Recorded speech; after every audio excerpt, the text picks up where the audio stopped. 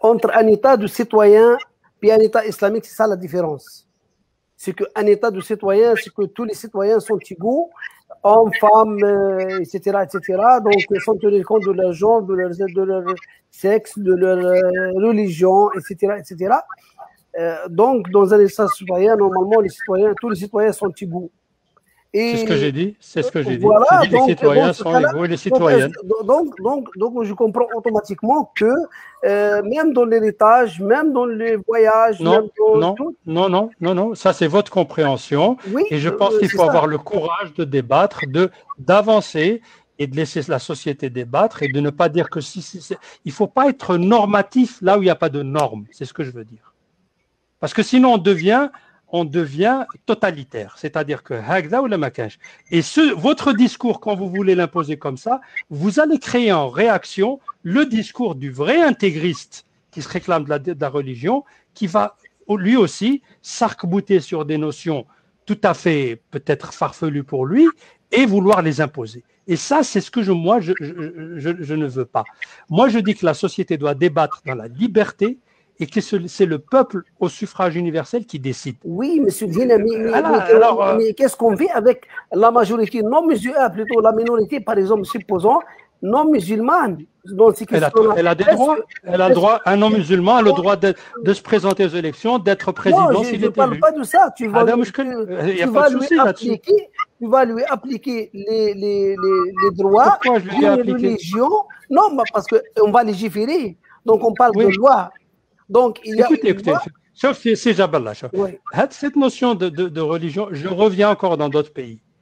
Moi, vous avez des pays très avancés où il y a, par exemple, des quartiers entiers qui sont fermés. Je ne parle pas d'Israël, parce que là, c'est une question encore pire. Pour moi, c'est un pays d'apartheid, bien qu'on le dépeint en Occident comme étant la seule démocratie, etc. Démocratie, Léon, mais c'est un apartheid. Mais dans d'autres pays européens, vous savez qu'il y a des quartiers, parce que, y compris dans un pays qui fait des lois sur le séparatisme, où vous avez des tribunaux rabbiniques, par exemple, en France. Où sont les progressistes, les vrais démocrates? Mais oui, justement, on ne veut pas avoir nous, on dit qu'on ne veut pas de tribunaux de rabbin. On veut des tribunaux civils. On veut des tribunaux de la République. On veut des élections. On veut la liberté. On veut que le monsieur athée puisse défendre ses idées, qu'il soit élu, s'il est élu par le peuple. Qu'est-ce qu'il faut de plus? Non, monsieur. Donc il faut à un moment donné. Non, je suis pas musulman. Alors, en admettant que je ne suis pas musulman. Okay. Il y a une loi aussi du Parlement algérien qui dit que, par exemple, l'héritage, il est ceci, il est de cette manière-là. OK? Oui. Est-ce qu'elle va être appliquée à moi aussi ou bien je vais être exempté de cette application-là? Alors, sur un plan de la démocratie, là, elle sera appliquée à vous. Exactement. Même si je suis chrétien. La règle démocratique. Oui, mais même si je suis chrétien. Oui, mais ça ne change rien. Exactement. C'est pour ça qu'on dit la séparation de la religion.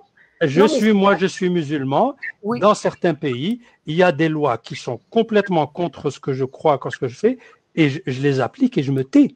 C'est la loi qui est élue par le peuple souverain. C'est tout. C'est quoi la démocratie alors? Non, mais excusez-moi, d'accord. Sinon, le deuxième collège, tu as De Gaulle, qui a les tribunaux rabbiniques, qui a les tribunaux al-Qadi, ou qui a l'état civil. Non, on ne veut pas. La République est elle a une seule loi, elle a un seul tribunal qui s'applique à tous les citoyens, et la loi, elle s'applique. La seule chose que la loi doit protéger, c'est la sphère privée. C'est-à-dire que quand je suis chez moi, dans mon appartement, ما يجي حتى واحد يطلع عليه واش راني ندير واش راني ناكل واش راني نشرب نعبد في بوذا ولا في الشمس ça ne regarde pas. Non, je suis pas. Mais il est régi par la loi. Non, comment tu acceptes? Non, mais comment tu acceptes que je suis un chrétien, puis tu m'appliques une loi musulmane? C'est pas une loi musulmane, c'est une loi qui a été, si elle a été acceptée et votée par le Parlement du pays selon la règle démocratique. Elle n'est pas appliquée parce que c'est une loi musulmane, elle est appliquée parce qu'elle a été votée dans un cadre démocratique républicain. Oui, qui a pris naissance d'une telle ou telle religion. Son Donc, origine, bien sûr. donc, Il y a oui, beaucoup de pays dans le monde où les lois oui, la sont d'origine séparation religieuse. oui, dans tout ça, où est la séparation de la religion et du politique? C'est ça la question fondamentale. Parce La qu'on tourne religion, toujours. la séparation du religieux et du politique, elle est à un niveau très clair. C'est dans le qui légifère. Dans l'État théocratique, celui qui légifère, c'est le grand ayatollah qui se proclame l'héritier ou le représentant de Dieu. Dans l'État républicain, c'est les élus du peuple ou le référendum qui décident des lois. Et nous disons que dans la République, c'est le Parlement élu, ou si besoin par référendum populaire, que les lois sont élues. Maintenant, l'origine de la loi, la philosophie des choix des lois, c'est les citoyens. Encore une fois, au risque de me faire passer par je reviens. Vous savez, quand vos enfants vont à l'école en Allemagne, en Bavière, qu'ils soient musulmans ou bouddhistes, ils font la prière devant la croix à l'école. C'est une loi de la Bavière en Allemagne. Et la Bavière, ce n'est pas un État démocratique, ce n'est pas un État avancé. Soyons raisonnables. Il y a des choses, moi je pense que on doit vraiment se conformer à cet esprit juridique de ce qu'est un État républicain, de ce que c'est qu'une démocratie et ce que c'est que la pratique démocratique.